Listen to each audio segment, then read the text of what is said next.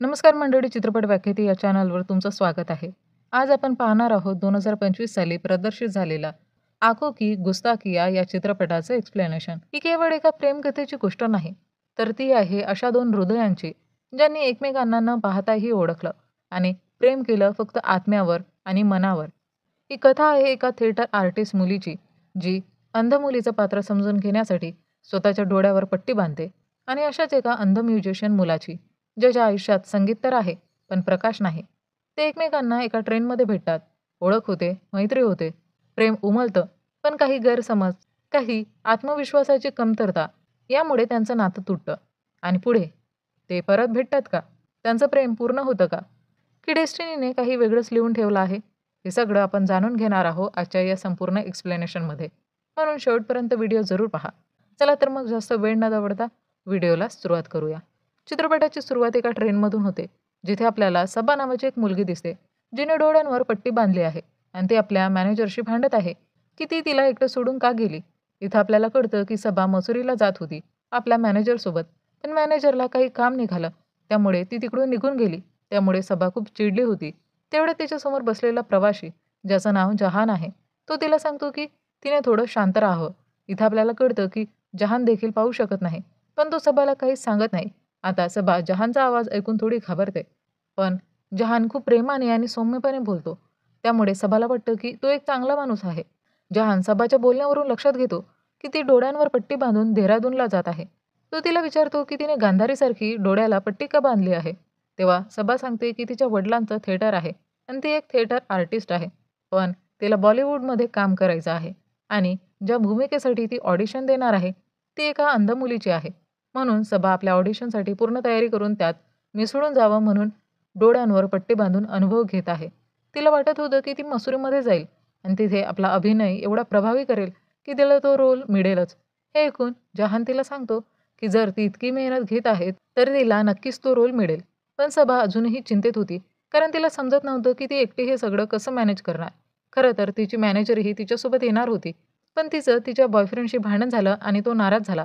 त्यामुळे मॅनेजर त्याला समजावण्यासाठी निघून गेली आणि सबा एकटीच राहिली. आता जहानबद्दल बोलायचं झालं तर तो एक म्युझिशियन आणि सिंगर आहे. तो आपल्या मित्राच्या रिसॉर्टमध्ये जात होता, कारण आधी त्याने तिथे खूप सुंदर गाणी लिहिली होती आणि खूप दिवसांनी त्याला वाटत होतं की तिथे गेल्यावर त्याचं मन पुन्हा गाणं लिहायला तयार होईल. म्हणून तो देखील मसुरीकडे निघालेला होता. आता जहान आणि सबा एकमेकांशी बऱ्याच गप्पा मारतात आणि त्यांच्यात छान मैत्री होते. त्यानंतर ते दोघं देहरादून स्टेशनवर पोहोचतात, जिथे जहानला घेण्यासाठी छोट्या नावाचा एक माणूस येतो. जहान तिथून उतरून निघण्याचा प्रयत्न करतो, पण सबा त्याला म्हणते की ती एकटी काहीही करू शकत नाही, म्हणून त्याने तिला सोबत न्यावं.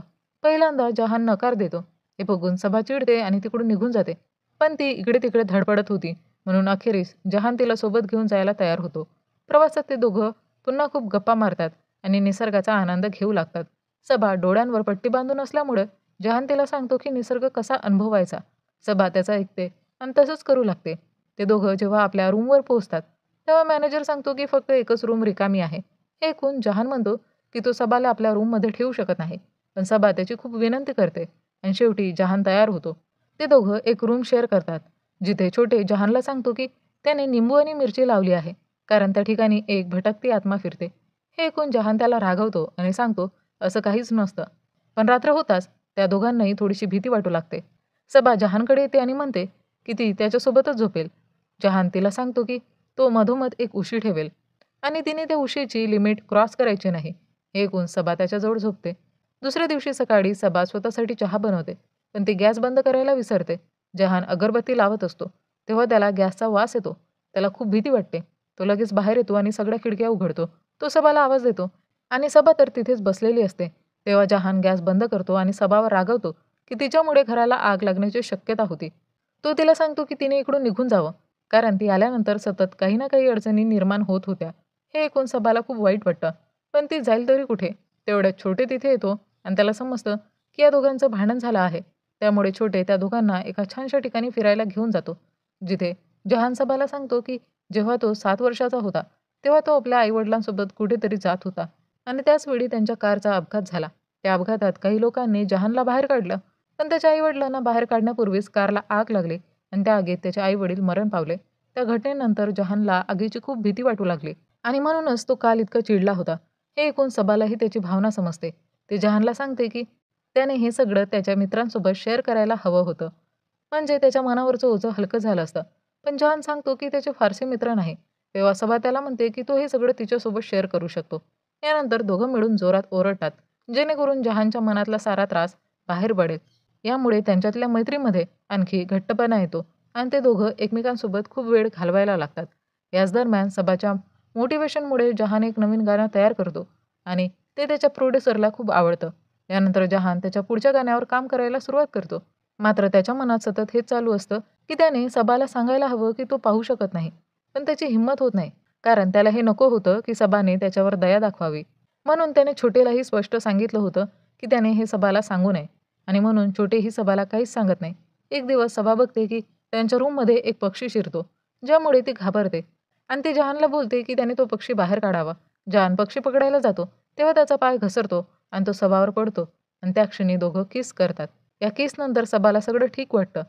पण जहान खूप घाबरतो, कारण त्याला भीती वाटते जर सबाला समजलं की तो अंधा आहे, तर ती त्याच्याबद्दल काय विचार करेल. म्हणून जहान सबाला सांगतो की तिने इकडून निघून जावं. तो आता तिच्यासोबत राहू शकत नाही. हे ऐकून सबाला वाटतं की कदाचित जहानला तिच्यामध्ये काही इंटरेस्ट नाही.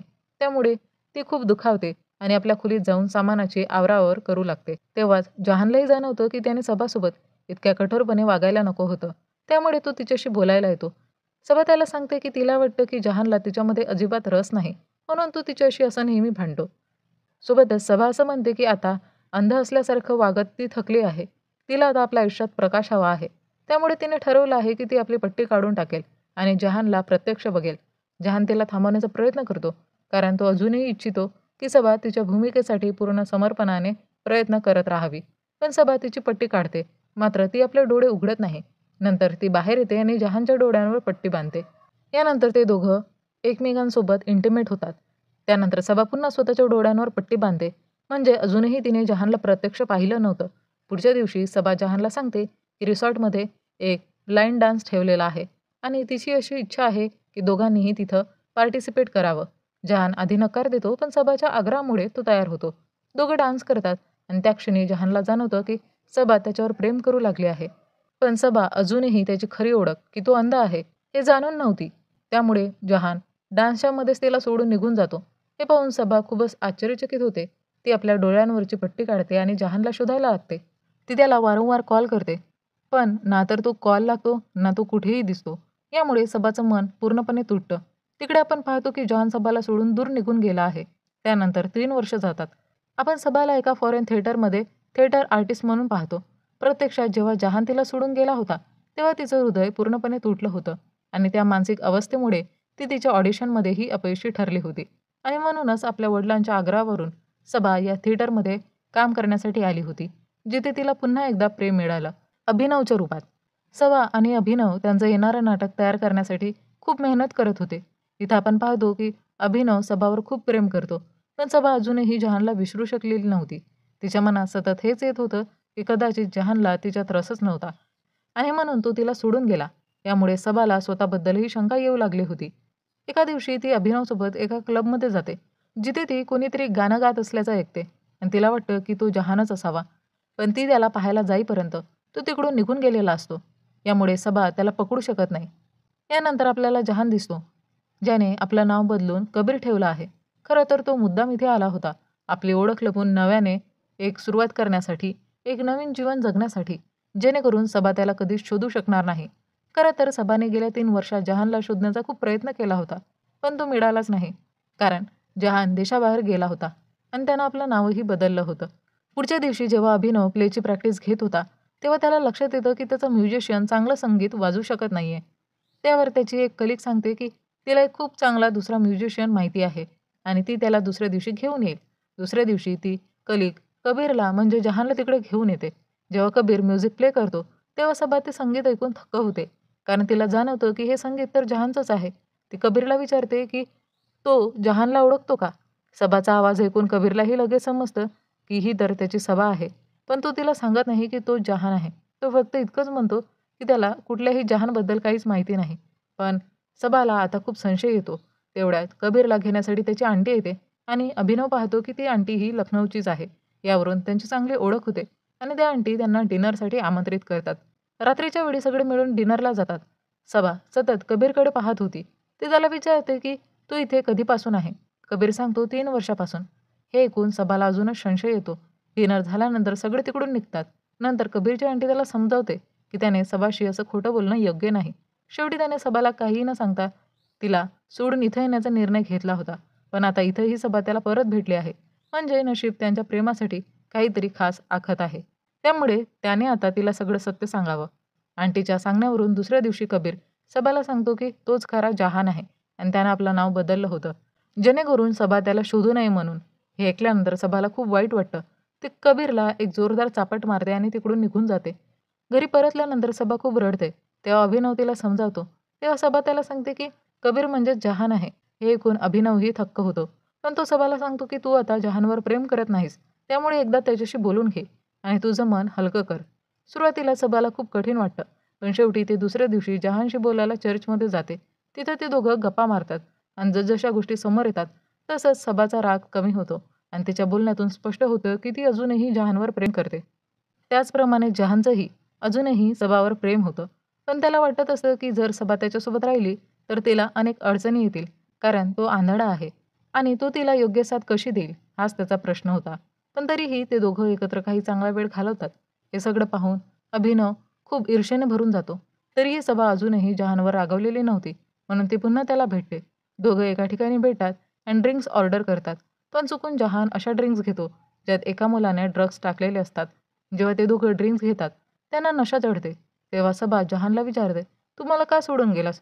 तेव्हा जहान सांगतो की मी तुला सांगू शकत नव्हतो की मी आंधळा आहे. जहानला असं वाटत होतं जर सबाला हे कळलं की तो आंधळा आहे तर ती त्याच्यावर दया दाखवेल. आणि जहानला दया नको होती. म्हणून त्याने सबाला काही न सांगता तिला सोडून दिलं. कारण त्याला असं वाटत होतं की सबा त्याच्यासोबत फक्त समजूत म्हणून राहील आणि त्याला हे नको होतं. हे ऐकून सबा त्याला बोलते की त्याने तिला खरं सांगितलं असतं तर कदाचित ते दोघं आज एकत्र राहिले असते. कारण सबाला वाटायचं की त्यांच्या दोघांमध्ये एक खास कनेक्शन होतं. पण जहान तिला सोडून गेला आणि त्यामुळे ती पूर्णपणे तुटून गेली. दोघंही या सगळ्या गोष्टींवर खूप बोलतात आणि त्यानंतर ते एकमेकांना किस करतात. मात्र हे सगळं झाल्यावर सबाला खूप वाईट वाटतं. कारण ती सध्या अभिनवला डेट करत होती. पण तरीही तिने जहानला किस केलं. त्यामुळे ती अपराधी भावना अनुभवते आणि ती अभिनवला सगळं सांगते. पण अभिनव समजूतदारपणे वागतो. तो ओळखतो की त्यांच्या ड्रिंकमध्ये कुणीतरी काहीतरी मिसळलेलं होतं आणि म्हणूनच ते असं सगळं झालं. दुसऱ्या दिवशी सर्वजण पुन्हा डिनरसाठी भेटतात. डिनर दरम्यान अभिनव मुद्दाम सबाच्या जवळ जाण्याचा प्रयत्न करतो, जेणेकरून तो जहानला जळू शकेल. आणि नेमकं तसंच होतं. जहान खूप जळायला लागतो आणि आता हे पूर्णपणे जाणवतं की तो अजूनही सबावर प्रेम करतो आहे आणि तो तिला दुसऱ्या कोणासोबत बघू शकणार नाही. म्हणून तो ठरवतो की तो परत भारतात जाईल. पण यावेळी तो ठरवतो की तो सबाला सगळं सांगूनच जाईल. त्यामुळे तो तिच्याकडे जातो आणि तिला सांगतो की तो कायमचा निघून चाललेला आहे आणि तो असंही सांगतो की त्याची अशी इच्छा आहे की सबाने त्याच्या आयुष्यात पुन्हा कधी येऊ नये. कारण ती जर परत आली तर त्याला स्वतःवर कंट्रोल ठेवता येणार नाही. हे ऐकून सबा त्याला थांबवण्याचा प्रयत्न करते, पण जहान तिकडून निघून जातो. तेवढ्यात अभिनव येतो आणि तो सबाला प्रपोज करतो. तो तिला सांगतो की तो तिच्यावर खूप प्रेम करतो आणि तिच्याशिवाय राहू शकत नाही. हे ऐकून सबा वरकरणी आनंदी दिसते, पण जेव्हा अभिनव तिला अंगुठी घालतो तेव्हा सबा खरंच आनंदी नसते. हे पाहून अभिनवला समजतं की की जरी सबाने त्याला होकार दिला असला तरी तिचं खरं प्रेम जहानवरच आहे. त्यामुळे अभिनव सबाला सांगतो की ही गोष्ट तिने स्वीकारावी. कारण जर ती आता त्याला हो म्हणाली तर तो वरून आनंदी भासेल, पण आयुष्यभरासाठी तो रडेल. कारण सबा कधीही पूर्णपणे त्याची होऊ शकणार नाही. हे ऐकल्यावर सबालाही जाणवतं की ती खरोखरच जहानवर खूप प्रेम करते. म्हणून ती अभिनवचे आभार मानते आणि तिकडून निघून जाते. पण तिला कळतं की जहान तिकडून निघून गेला आहे. जहानची आंटी तिला सांगते की त्यांनी जहानला ट्रेनमध्ये बसवलं आहे. हे ऐकून सबा स्टेशनच्या आत धावत जाते आणि जहानला हाका मारू लागते. पण तोपर्यंत ट्रेन सुरू झालेली असते आणि तिची हाक जहानपर्यंत पोहोचत नाही. ट्रेन निघून जाते आणि सबा खूपच दुःखी होते. तेवढ्यात अचानक जहान तिला हाक मारतो आणि जेव्हा सबा त्याला पाहते तेव्हा ती खूप आनंदी होते. कारण जहान आधीच ट्रेनमधून उतरलेला होता. त्याला आतून जाणवलं होतं की कदाचित सबा त्याच्यासाठी परत येईल. इथे सबा जहानला सांगते की तिने त्याच्यावर प्रेम केलं, त्याला न पाहताच. तिला हेही माहिती नव्हतं की जहान आंधळा आहे, पण तिला त्याच्या आत्म्यावर प्रेम झालं होतं आणि म्हणूनच त्याला दिसतं की नाही हे काही मॅटर करत नाही. ती त्याच्यासोबत खूप आनंदात राहील यावर तिला पूर्ण विश्वास आहे. हे ऐकून जहानही खूप आनंदी होतो आणि ते दोघं एकमेकांना किस करतात. आणि या रोमॅन्टिक क्षणावरच आंखों की गुस्ताखिया हा चित्रपट संपतो. कधी-कधी आपली नजर फसवते, पण मन कधीच चुकत नाही. आंखों की गुस्ताखिया ही फक्त एक प्रेमकथा नाही, तर ती मनाने बघण्याची कला शिकवते. या चित्रपटातून एक गोष्ट अगदी ठळकपणे समोर येते. प्रेम ही गोष्ट दिसण्यात नाही, ते असतं अनुभवण्यात. जेव्हा आपण कोणाला त्याच्या कमतरतांविषयी नव्हे, तर त्याच्या कमतरतांवर प्रेम करत स्वीकारतो, तेव्हाच खरं प्रेम आकार घेतं. जहान आंधळा होता, पण त्याचं हृदय संगीतात ओथंबून भरलेलं होतं. सबा आंधळी नव्हती, पण तिने प्रेम न पाहताच केलं. या चित्रपटाचा खरा संदेश आहे, डोळ्यांनी जे दिसतं त्यावर नाही, तर हृदयाने जे उमगतं त्यावर विश्वास ठेवा. म्हणून कोणाच्या जीवनात, कोणाच्या नात्यात किंवा प्रेमात जर दृष्टी नसली तरी दृष्टिकोन असेल, तर ते नातं खरंच खूप सुंदर असतं. तुमचं प्रेम असो, मैत्री असो किंवा नातं असो, ते केवळ डोळ्यांनी नाही, तर मनाने एक्सपिरियन्स करा. कारण प्रेमच एकमात्र गोष्ट आहे, जी अनुभवली जाते. मंडळी, तुम्हाला हा चित्रपट आणि माझं एक्सप्लेनेशन कसं वाटलं ते कमेंटमध्ये नक्की सांगा. आणि चॅनलवर नवीन असाल तर चॅनलला सबस्क्राईब करायला विसरू नका. चला तर मंडळी, भेटूया लवकरच एका नवीन व्हिडिओमध्ये. तोपर्यंत टाटा, बाय बाय.